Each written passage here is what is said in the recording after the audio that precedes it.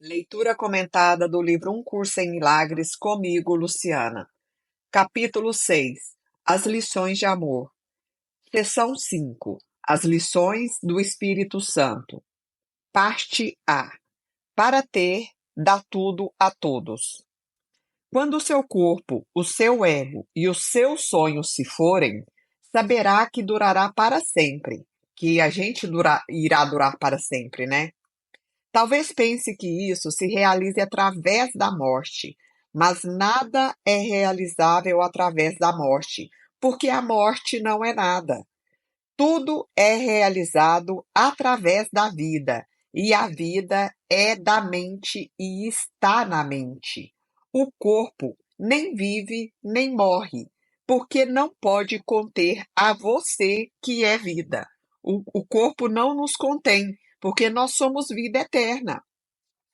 O que eu entendi aqui que ele está falando é que quando o nosso corpo, o ego e os sonhos se forem, o que é isso? Quando a gente parar de achar que a gente é o corpo físico, quando a gente se sublimar, superar a voz do ego na nossa mente, e quando os sonhos se forem, os sonhos são todas as ilusões criadas desse mundo que está na nossa mente, que a gente projeta através de emoções mal digeridas, mal resolvidas em nós mesmos, e essas emoções geram os pensamentos. Então, quando o nosso corpo, a gente tivesse desvinculado dessa ideia de que a gente é só o corpo, quando sublimar o ego e quando superar as ilusões, a gente irá saber que duraremos para sempre, que somos eternos, que não estamos presos no espaço-tempo, que tudo é da mente. E ele pensa aqui, ó, talvez você pense que isso se realize somente através da morte,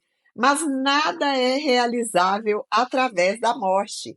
Muito pelo contrário, é em vida que nessa experiência chamada vida é que a gente tem que superar esses três obstáculos, que é a identificação com o corpo, superar a voz do ego, que cria todo esse contexto de ilusões, que são os sonhos que a gente vive aqui, os sonhos ilusórios, né?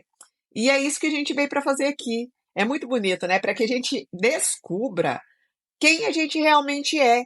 E é só superando isso aqui nesse espaço-tempo, nessa experiência chamada vida, é que a gente vai descobrir o propósito da nossa existência. E também foi dito que o corpo nem vive nem morre, porque ele não pode conter quem a gente é, que é vida pura, que é existência eterna. Se nós compartilhamos a mesma mente, você pode superar a morte porque eu a superei. A morte é uma tentativa de resolver o conflito sem decidir nada. Como qualquer das outras soluções impossíveis que o ego tenta, essa também não vai funcionar. Deus não fez o corpo porque ele pode ser destruído e, portanto, não é do reino. O corpo é o símbolo daquilo que você pensa que você é. É, com toda a clareza, um instrumento de separação e, portanto, não existe. O Espírito Santo, como sempre, toma o que você fez e o traduz em um instrumento de aprendizado. Mais uma vez, como sempre, ele reinterpreta o que o ego usa como argumento para a separação, como uma demonstração contra isso. Se a mente pode curar o corpo, mas o corpo não pode curar a mente, nesse caso, a mente tem que ser mais forte do que o corpo. Todo milagre demonstra isso. Olha que coisa linda! Então, realmente, o que ele está dizendo aqui é muito óbvio, mas a gente não tem clareza disso.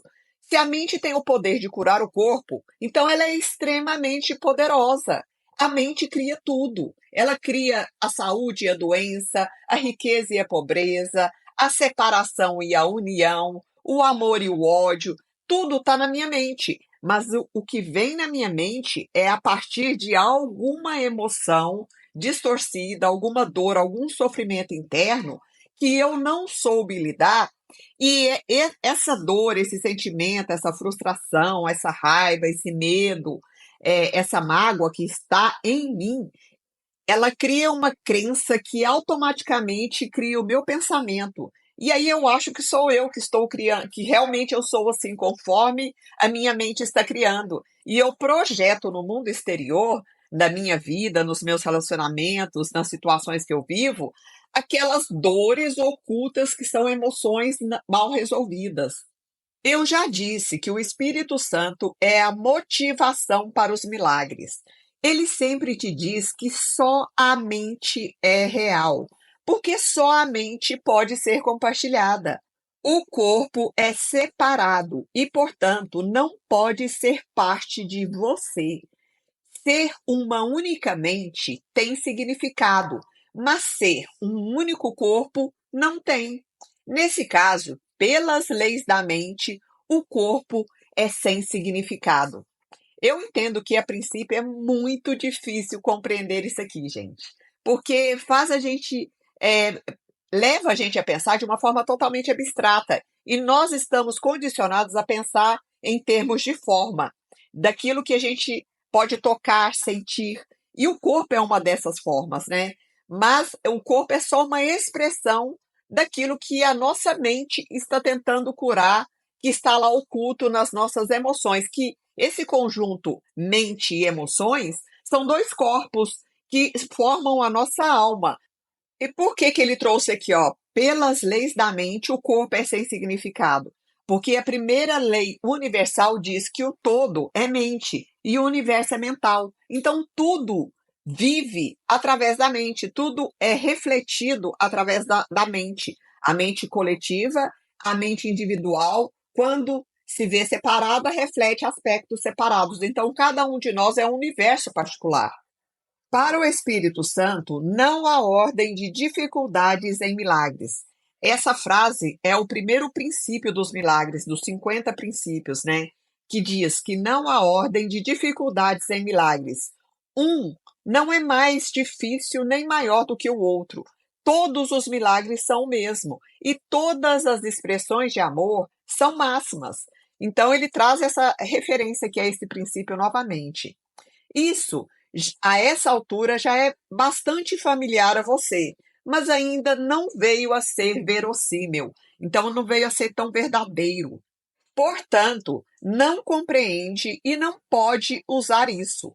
Nós temos muito a realizar em favor do reino, para deixar esse conceito crucial passar despercebido.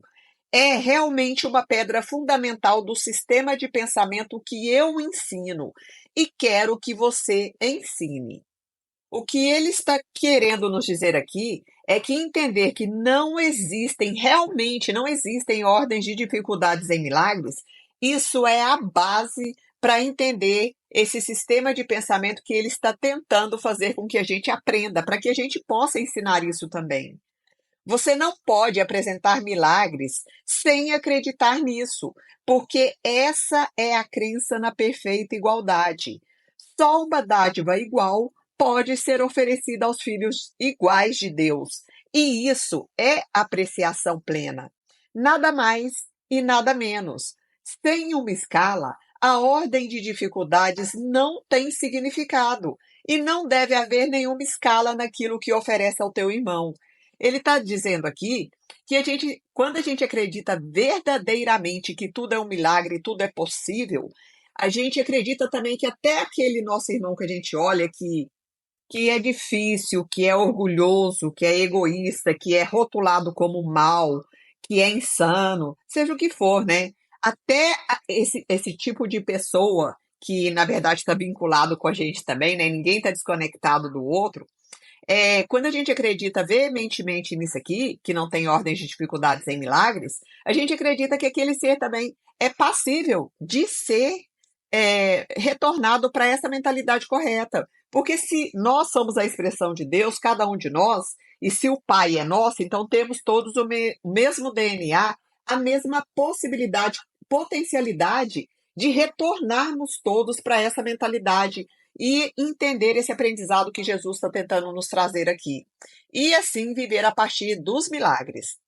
O Espírito Santo, que conduz a Deus, que nos leva a Deus, né, no caso aqui, traduz a comunicação naquilo que é, do mesmo modo que ele, em última instância, traduz a percepção em conhecimento. Você não perde o que comunica.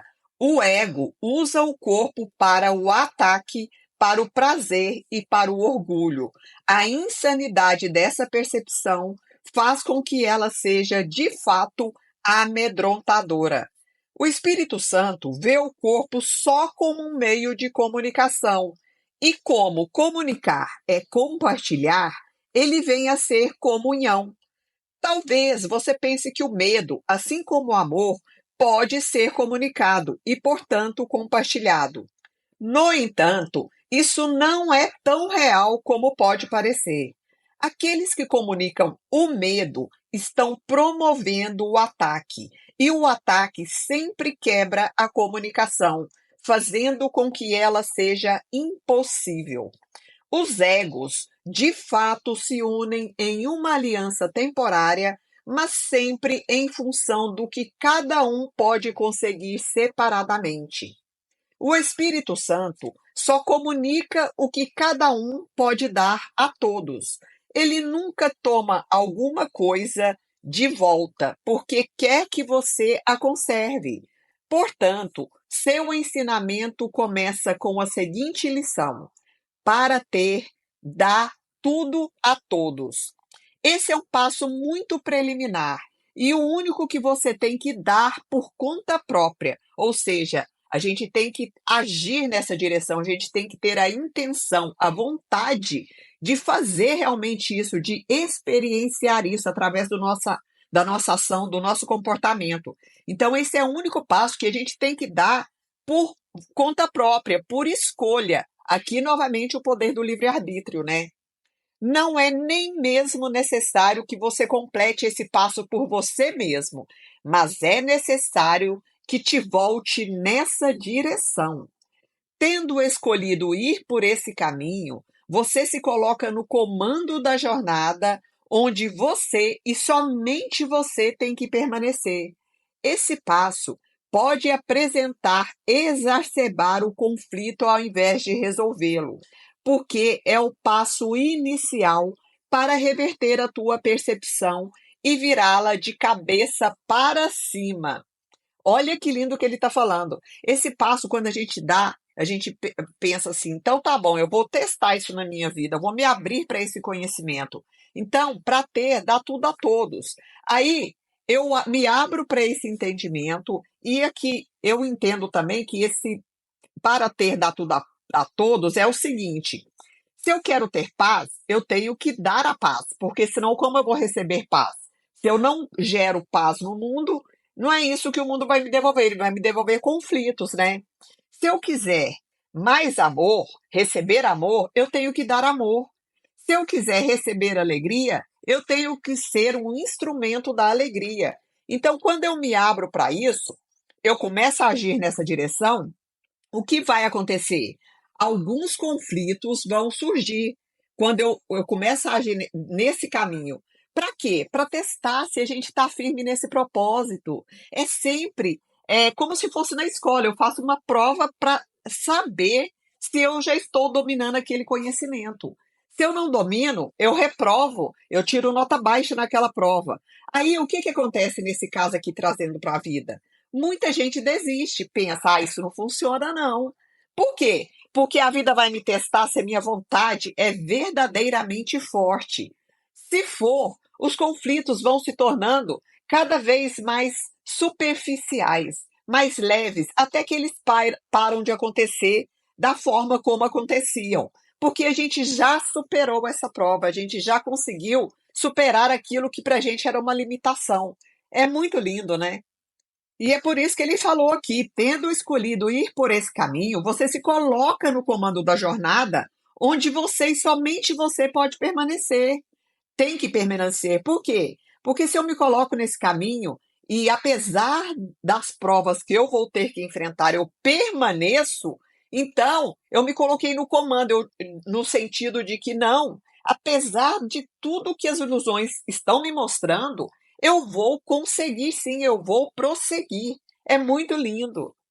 Esse passo, estou retomando aqui, pode aparentar exacerbar o conflito ao invés de resolvê-lo, porque é o passo inicial para reverter a tua percepção e virá-la de cabeça para cima, porque a nossa percepção está de cabeça para baixo. A gente está vendo um mundo ilusório, olhando só nesse plano horizontal da Terra.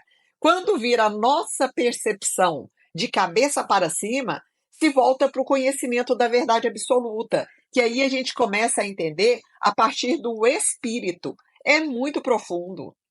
Isso entra em conflito com a percepção investida que ainda não abandonou completamente. Ou então, não teria sido necessária mudança de direção. Algumas pessoas permanecem nesse ponto durante um longo tempo, experimentando um conflito muito agudo.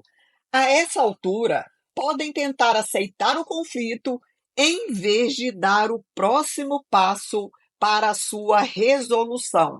Então, o que que eu entendo? Que cada um de nós vai experienciar os conflitos de acordo com aquilo que precisa, com o nível de entendimento, com o nível de superação, com o nível de progresso evolutivo que cada um tem. Por isso que a gente não pode desistir jamais desse caminho mais elevado, porque os conflitos vão aumentando, às vezes ficando mais intensos. Mas se eu desisto, aí eu não vou parar de vivenciar os conflitos. Quando eu supero isso, aí sim eu consigo parar e ver os conflitos de forma mais atenuada. É tipo quando a gente está subindo uma grande e íngreme montanha. A gente não enxerga do outro lado, né? E a gente pensa, nossa, vou voltar, nossa, dá vontade de desistir. E dá vontade mesmo de desistir. Porque a gente pensa, nossa, eu não vou conseguir chegar do outro lado. Mas quando a gente chega no cume, que é o ápice dos conflitos aqui trazendo para nosso entendimento, a gente só começa a descer e a descida é muito mais leve. A descida da montanha, no caso que eu exemplifiquei aqui. Então ele continua aqui, ó, tendo dado o primeiro passo, porém serão ajustadas as resoluções, o caminho vai se tornando mais leve. Uma vez tendo escolhido o que não podem completar sozinhas, não estão mais sozinhas, porque a gente sabe que apesar de estar nesse caminho, vai ter ajuda o tempo inteiro, porque não estamos sozinhos. A gente aqui, na nossa condição humana, até pensa e pensou durante muitos anos, e eu sou uma dessas pessoas que pensou durante muitos anos que estava sozinha aqui, que era cada um por si, Deus por todos, aquela coisa, né? Ah, se não for por mim, nada acontece. Eu tenho que me superar o tempo inteiro. Não, eu só tenho que dar o primeiro passo, me abrir para esse mundo mais elevado, para que eles possam nos guiar naquilo que cabe a cada um de nós. É muito transformador e libertador saber que não estamos sozinhos. Fim da leitura do texto.